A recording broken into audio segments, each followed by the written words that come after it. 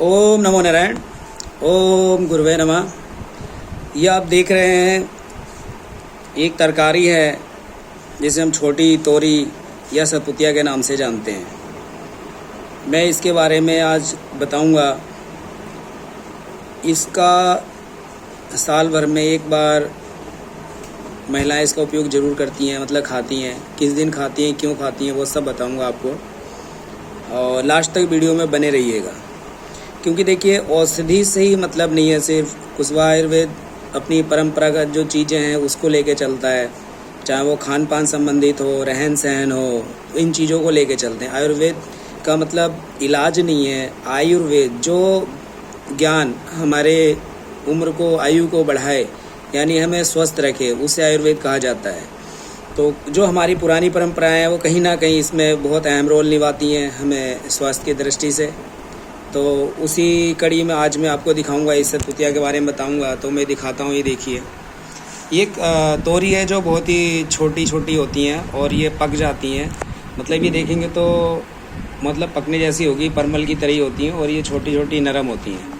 इसको हम बिना छीले भी आलू में डाल के वैसे भी बना सकते हैं। ये देखिए, तो एक तरह की तोरी है, और ये जो होती है पक जाती हैं, और इसमें ये कुछ पकी हुई इधर। इसको हम छील के बनाएंगे, फेंकते हुए नहीं है कुछ भी। ये छील के बनता है। तो ये देखेंगे, इसमें देखिए बीज आ गया है। तो इसको हम सतपुतिया बोलते हैं। सतपुतिया इसलिए बोलते हैं कि ये साथ साथ 5-5, 6-6 मतलब एक ही गुच्छे में बहुत सारी लग जाती हैं, और बड़ा मज़ा आता है इसे तोड़ने में। और ये पूर्वांचल में, बिहार, झारखंड, इधर जो नेपाल है, उधर मक्के में बोया जाता है। जो इन दिनों मक्का बोया जाता है, बरसाती मक्का, तो उसके बीच में ऐसे बीज छींट देते हैं। और जो तोरी होती है वो ये बगल में देखिए, अब मैं आपको दिखा दूँ। अब अंतर खुद देख जाइए। ये जो तोरी है, जो काली तोरी जिसकी हम सब्ज़ी बनाते हैं, और इसकी कंपेयर करेंगे तो आप देखिए कितना छोटा होता है इसकी साइज़ में।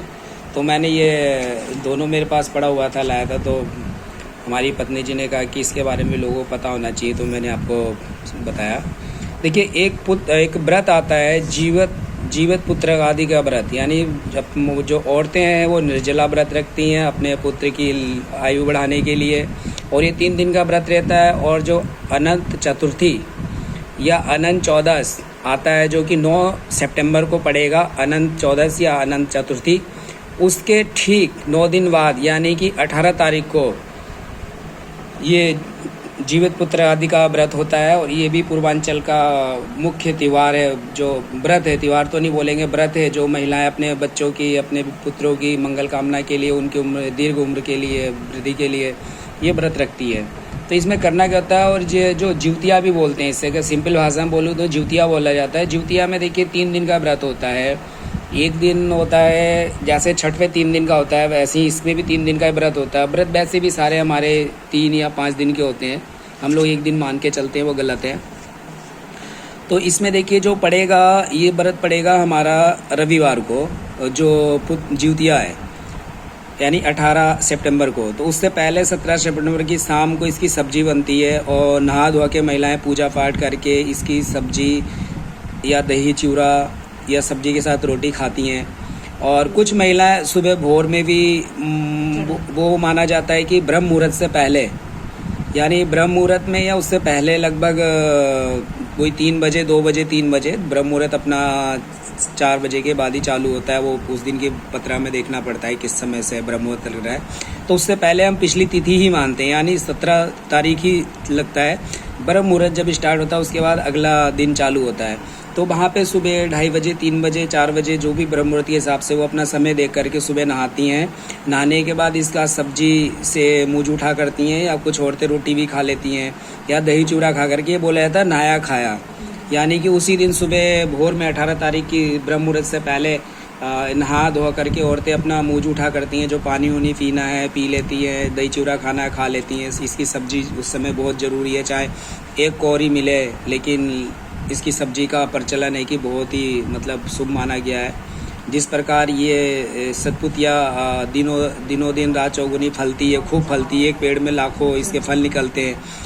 तो उस तरीके से हमारा वंश जो है वो वृद्धि होता रहे, वंश में जो वृद्धि होती रहे, हमारा संतान सुख मिलता रहे, और हमारा वंश का भी विनाश ना हो। इसका व्रत करती हैं। व्रत करने के बाद पूजा पाठ करना है, और उसके बाद इसका अपना नहाया धोया खाया करने के बाद 18 तारीख को यानी जिस दिन ज्योतिया होता है उस दिन पूरे दिन निर्जला व्रत रहती हैं। शाम को एक बरियार आता है, लकड़ी आपको पता होगा, बरियार जिसे बला की एक प्रजाति बोली जाती है। देखिए यहाँ भी औषधि घुसा पड़ा है सुबह से शाम तक।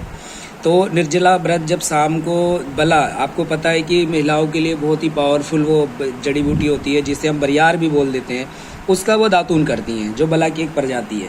तो बरियार का दातून करके गले में ज्यूतिया वगैरह जो बनता है तांबे का वो पहना जाता है, धागे का। तो अपने अपना प्रचलन अलग क्षेत्रों में है।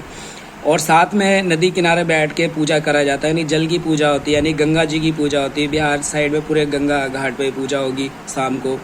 तो ये चीज़ देखिए, हम इसमें जल प्रकृति की ही पूजा कर रहे हैं, शाम को जल की पूजा कर रहे हैं, और ये अपने जो वनस्पतियाँ इनकी पूजा कर रहे हैं। तो एक तरीके से ये हमारे स्वास्थ्य से जुड़ी हुई चीज़ें हैं। तो इसके पीछे बहुत ही अगर घुसेंगे तो कहीं ना कहीं बहुत ही साइंटिफिक रीजन होगा।